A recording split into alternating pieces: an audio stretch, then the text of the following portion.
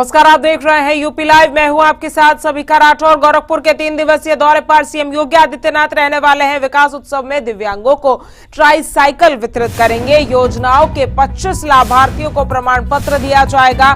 वहीं पूर्व MLA OP Paswan की श्रद्धांजलि सभा में शामिल होंगे। गोरखपुर यूनिवर्सिटी में चित्रकला प्रदर्शनी में शिरकत करेंगे सीएम योगी आदित्यनाथ। तो देखिए, आज से 3 दिवसीय गोरखपुर दौरे पर रहने वाले हैं सीएम योगी आदित्यनाथ और इस दौरान उनके क्या कुछ कार्यक्रम हैं वो भी हम आपको बता रहे हैं। विकास उत्सव में दिव्यांगों को ट्राईसाइकिल वितरित करेंगे। योजनाओं के 25 लाभार्थियों को प्रमाण पत्र देंगे। पूर्व एमएलए ओपी पासवान की श्रद्धांजलि सभा में भी शामिल होंगे सीएम और गोरखपुर यूनिवर्सिटी में चित्रकला प्रदर्शनी में भी शिरकत सीएम योगी आदित्यनाथ करने वाले हैं। तो 3 दिवसीय दौरे पर सीएम योगी आदित्यनाथ गोरखपुर के रहने वाले हैं, जहां विकास उत्सव में दिव्यांगों को ट्राईसाइकिल वितरित करेंगे। योजनाओं के 25 लाभार्थियों को प्रमाण पत्र देंगे। ये वो तमाम कार्यक्रम जो 3 दिन में उनके होने वाले हैं गोरखपुर दौरे के दौरान, वो हम आपको बता रहे हैं। और इसी खबर पर ज्यादा जानकारी के साथ विवेक कश्यप हमारे सहयोगी हमारे साथ जुड़ गए हैं। विवेक, मुख्यमंत्री योगी आदित्यनाथ 3 दिवसीय दौरे पर रहने वाले हैं गोरखपुर के, क्या कुछ कार्यक्रम उनका रहने वाला है, पूरा उसकी जानकारी दीजिए।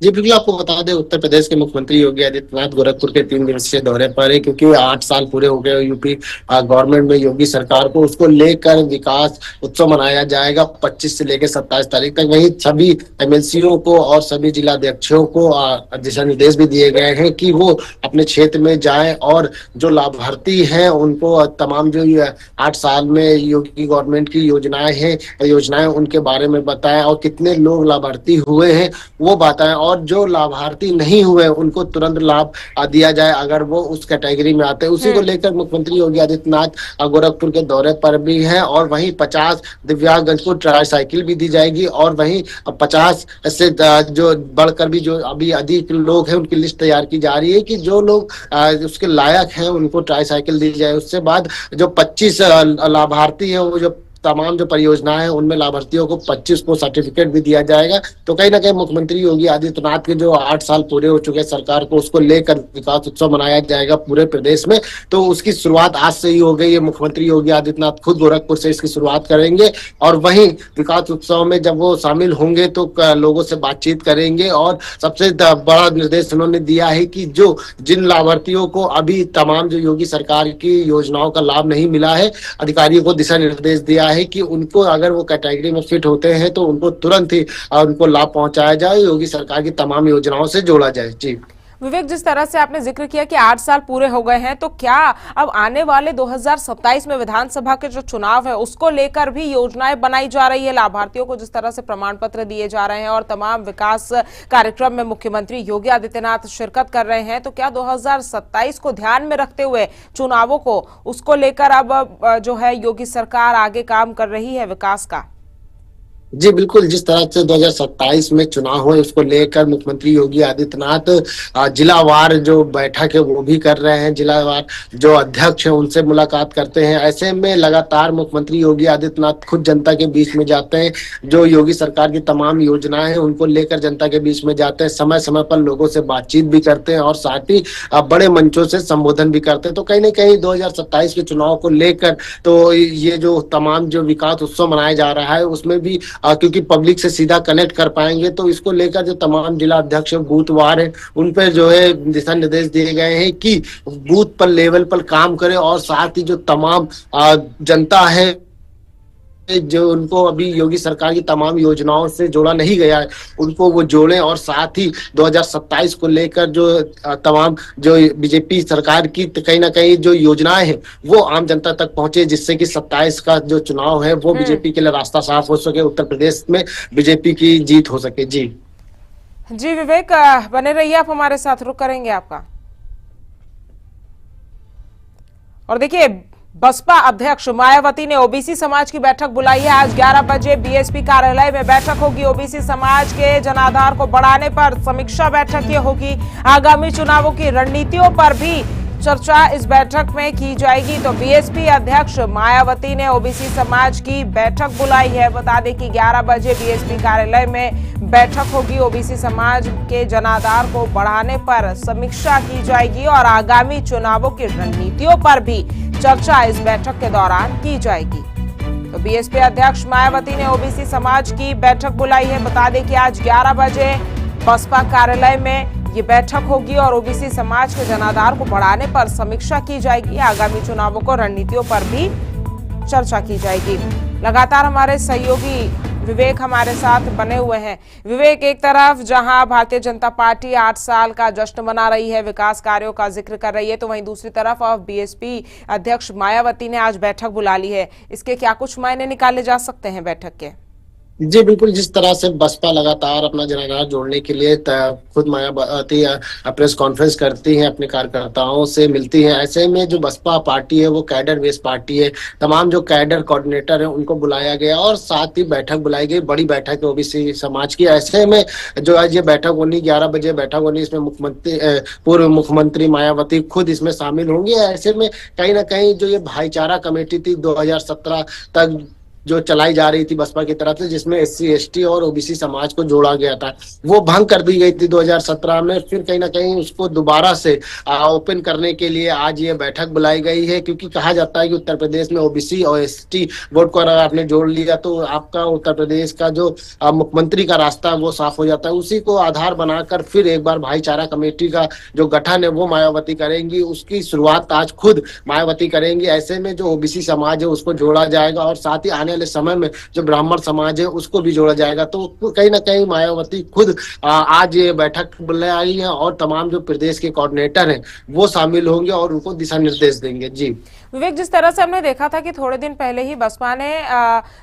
पदों में जो है वो बदलाव किया था, अध्यक्ष के पद में भी बदलाव किया था, लेकिन अब एक बार फिर से जैसा आपने जिक्र किया कि 2017 के बाद ओबीसी और पिछड़े वर्गों को साधने की कोशिश समाजवादी पार्टी जो है, माफ कीजिएगा, बसपा जो है वो करने वाली है। तो क्या बसपा अब एक बार फिर से अपनी पुरानी राजनीति को दोहराते हुए 2027 के चुनाव में उतर सकती है?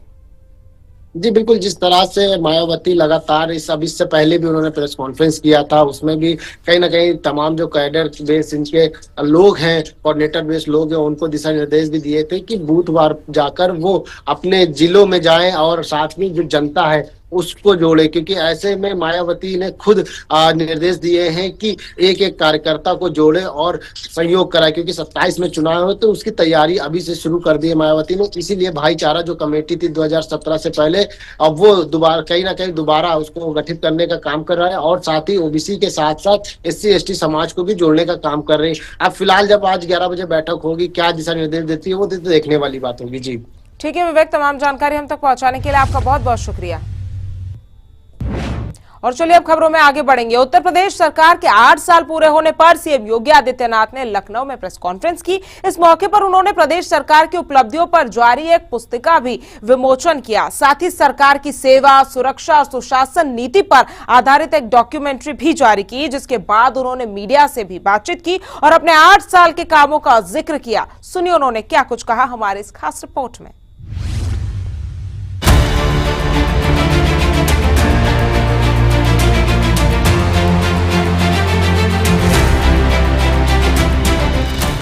उत्तर प्रदेश सरकार के 8 साल पूरे होने पर सीएम योगी आदित्यनाथ ने लखनऊ में प्रेस कॉन्फ्रेंस की।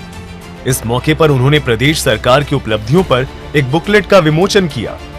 साथ ही सरकार की सेवा, सुरक्षा और सुशासन नीति पर आधारित एक डॉक्यूमेंट्री भी जारी की, जिसके बाद उन्होंने मीडिया से भी बात की और अपने 8 साल के कामों का जिक्र किया। जनता जनार्दन के लिए भारतीय जनता पार्टी और एनडीए की ओर से जो कार्यक्रम तय किए गए उनका प्रभावी क्रियान्वयन किस रूप में हुआ है, या आज इसी से आप देख सकते हैं कि जो उत्तर प्रदेश 8 वर्ष पहले बीमारू राज्य माना जाता था, देश के विकास का बैरियर माना जाता था, जिस उत्तर प्रदेश को 8 वर्ष पहले केवल एक श्रम शक्ति के रूप में लोग जानते थे, आज वही उत्तर प्रदेश 8 वर्ष बाद देश की अर्थव्यवस्था ग्रोथ इंजन बनकर के उभरा। इस दौरान सीएम योगी ने पहले की सरकारों पर भी निशाना साधा और बताया कि कैसे पहले की सरकारों में किसान और युवा असुरक्षित थे और प्रदेश में आतंक का माहौल था। में से ज्यादातर लोग जानते हैं 8 वर्ष पहले उत्तर प्रदेश की स्थिति क्या थी, उत्तर प्रदेश की पहचान क्या थी, उत्तर प्रदेश की अर्थव्यवस्था और उत्तर प्रदेश का इंफ्रास्ट्रक्चर क्या था, ये किसी से छुपा हुआ नहीं है। ये वही उत्तर प्रदेश है जिसके सामने पहचान का संकट था। ये वही उत्तर प्रदेश है जहां पर किसान आत्महत्या करता था, युवा पहचान के लिए मोहताज था, बेटी और व्यापारी असुरक्षित थी।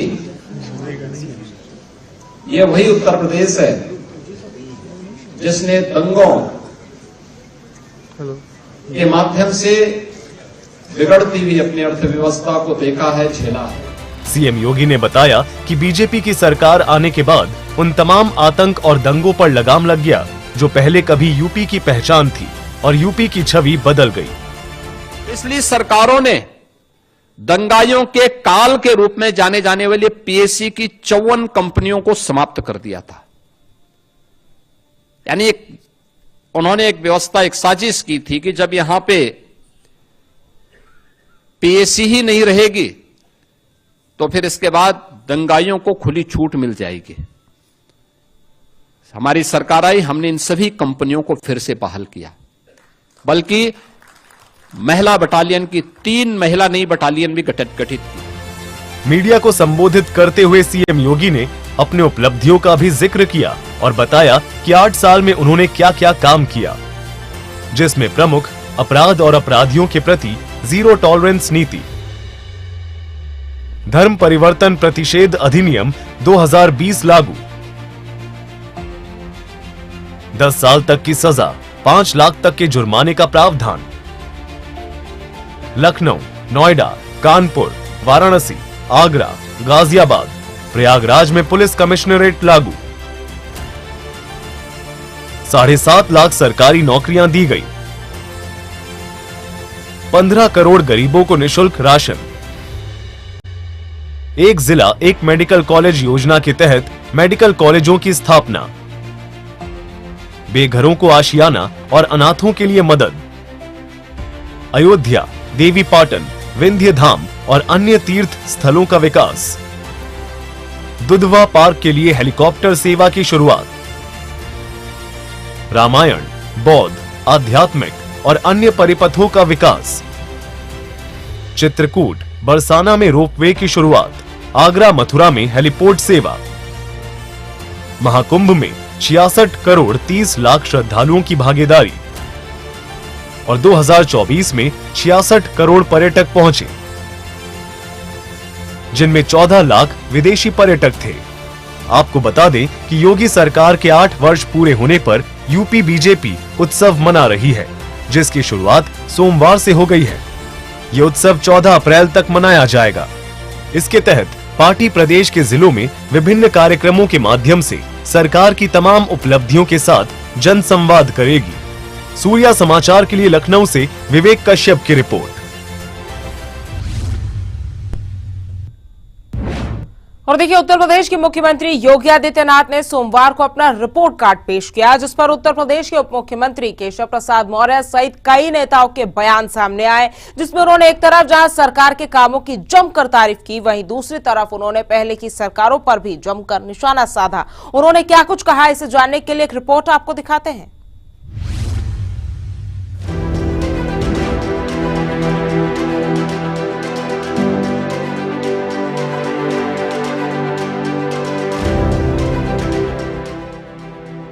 उत्तर प्रदेश के मुख्यमंत्री योगी आदित्यनाथ ने सोमवार को अपना रिपोर्ट कार्ड पेश किया, जिसमें उन्होंने पिछले 8 सालों के कामों का जिक्र किया, जिस पर उत्तर प्रदेश के उप मुख्यमंत्री केशव प्रसाद मौर्य और ब्रजेश पाठक के बयान भी सामने आए हैं, जिसमें उन्होंने एक तरफ जहां प्रदेश सरकार के कामों की जमकर तारीफ की, वहीं दूसरी तरफ उन्होंने विपक्षी पार्टियों पर भी जमकर निशाना साधा। उत्तर प्रदेश के इतिहास की दृष्टि से मुख्यमंत्री योगी आदित्यनाथ जी के नेतृत्व में भारतीय जनता पार्टी की सबसे अधिक समय तक लगातार सरकार का 8 साल का कार्यकाल है। यह उत्तर प्रदेश को खुशहाल बनाने को, बेमिसाल बनाने को, प्रगति के नए मुकाम हासिल करने की दृष्टि से बहुत ही ऐतिहासिक रहा है। अभी 8 साल पूरे हो रहे हैं, अभी इस कार्यकाल का हमारा 2 वर्ष और बाकी है और तीसरी बार भी प्रचंड बहुमत से भारतीय जनता पार्टी की सरकार बनेगी और 2027 में 2017 दोहराएंगे, अर्थात 300 से अधिक कमल खिलाएंगे और उत्तर प्रदेश में जो सुशासन और विकास की गंगा बह रही वो बहती रहेगी। विगत 8 सालों में पूरे देश में नंबर 1 पर है। अपराधी थर-थर कांप रहे हैं। भयमुक्त शासन का जो नारा था भारतीय जनता पार्टी ने 2017 में दिया था, आज हम कह सकते हैं जन जन में सरकार का भरोसा है, कानून पर भरोसा है और लोग अमन चैन के साथ अपनी जिंदगी बसर कर रहे हैं। उत्तर प्रदेश इंफ्रास्ट्रक्चर के मामले में, औद्योगिकीकरण के मामले में नंबर 1 पर है। इन 8 वर्षों में उत्तर प्रदेश में आमूलचूल परिवर्तन हो चुका है और प्रगति तेजी के साथ आगे बढ़ रही है। विपक्ष केवल जाति की राजनीति करता रहा, गुंडागर्दी की राजनीति करता रहा, भाई भतीजावाद की राजनीति करता रहा, अपराधियों की पौवारा थी। समाजवादी पार्टी को जनता ने नकार दिया है, उनका उत्तर प्रदेश से पूरी तरह से सफाया हो गया है। वहीं कैबिनेट मंत्री आशीष पटेल ने कहा कि पिछले 8 सालों में पीएम मोदी के मार्गदर्शन और सीएम योगी के नेतृत्व में बहुत सारे काम किए, जिसके परिणाम स्वरूप हम लगातार चुनाव जीत रहे हैं। निश्चित तौर पे हमारी सरकार के गौरवशाली 8 वर्ष हैं और माननीय मुख्यमंत्री जी के नेतृत्व में, माननीय प्रधानमंत्री जी के मार्गदर्शन में हमारी सरकार ने 8 वर्षों में जनहित के बहुत सारे कार्य किए हैं, जिसका स्पष्ट परिणाम है कि हम लोग लगातार चुनाव जीत रहे हैं। वहीं दूसरी तरफ उत्तर प्रदेश के बीजेपी प्रदेश अध्यक्ष भूपेंद्र सिंह चौधरी और कैबिनेट मंत्री सुरेश कुमार खन्ना ने सरकार के आगामी कामों का जिक्र किया और कहा कि पिछले 8 सालों में हमने जो कुछ भी किया उसे लोगों के साथ साझा करने के लिए हर जिले में कार्यक्रम आयोजित किए जा रहे हैं, जिसके जरिए हम जनता को सरकार के कामों से अवगत कराएंगे। जनसंवाद के तहत कल सभी मंत्रीगण सभी जिलों में जाएंगे, फिर विधानसभाओं में जाएंगे और 24 तारीख से लगातार 14 अप्रैल तक लगातार भारतीय जनता पार्टी के सभी कार्यकर्ता घर घर जाकर अपनी सरकार का लेखा जोखा जनता के बीच में रखेंगे। सभी लोग पूरे उत्तर प्रदेश में कल 30 से 3 दिन का इस केंद्र सरकार के 10 साल और प्रदेश सरकार के 8 साल पूरे होने पर हर जिले में एक कार्यक्रम आयोजित किया जा रहा है। लोगों को बताएंगे कि हमने इन 8 सालों में क्या किया। गौरतलब है कि योगी सरकार के 8 साल 25 मार्च को पूरे होने जा रहे हैं। सरकार प्रदेश भर में 3 दिवसीय 25 से 27 मार्च तक भव्य आयोजन करने जा रही है। सभी जिलों में यूपी भारत का ग्रोथ इंजन थीम पर भव्यता के साथ कार्यक्रम आयोजित होंगे। सूर्या समाचार के लिए लखनऊ से विवेक कश्यप की रिपोर्ट।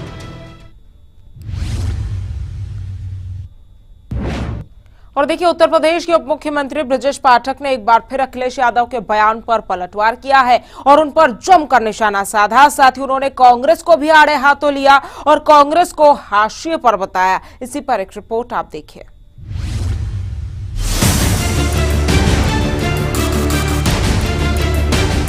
उत्तर प्रदेश में योगी सरकार के 8 साल पूरे होने पर प्रदेश भारतीय जनता पार्टी इसे उत्सव के तौर पर मना रही है।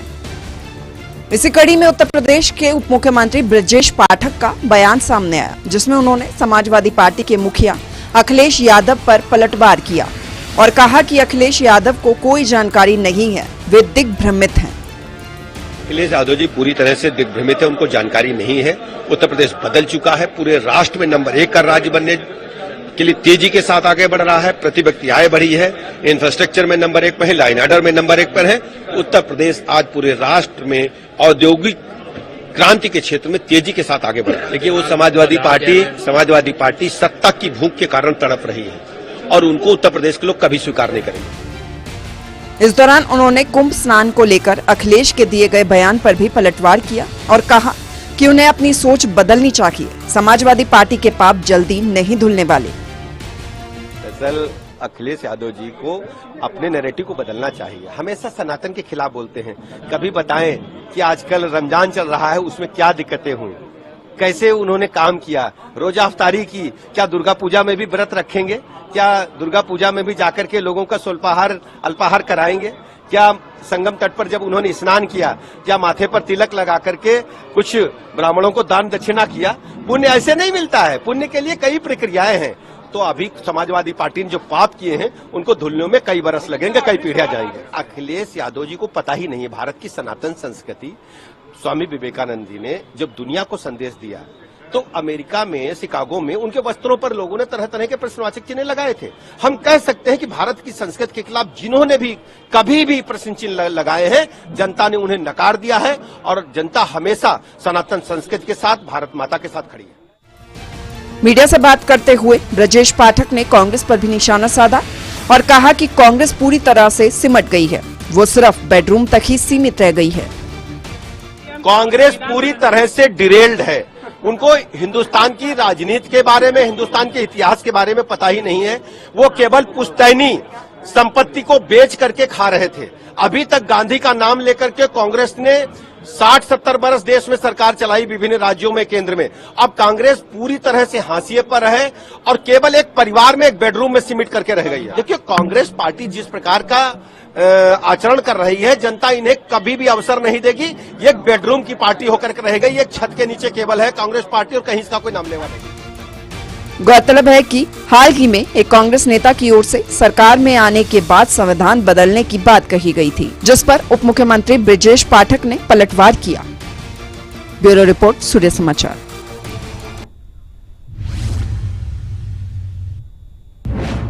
चलिए, फिलहाल के लिए इस बुलेटिन में मेरे साथ सिर्फ इतना ही। ऐसी तमाम खबरों के लिए आप जुड़े रहिए सूर्य समाचार के साथ। नमस्कार।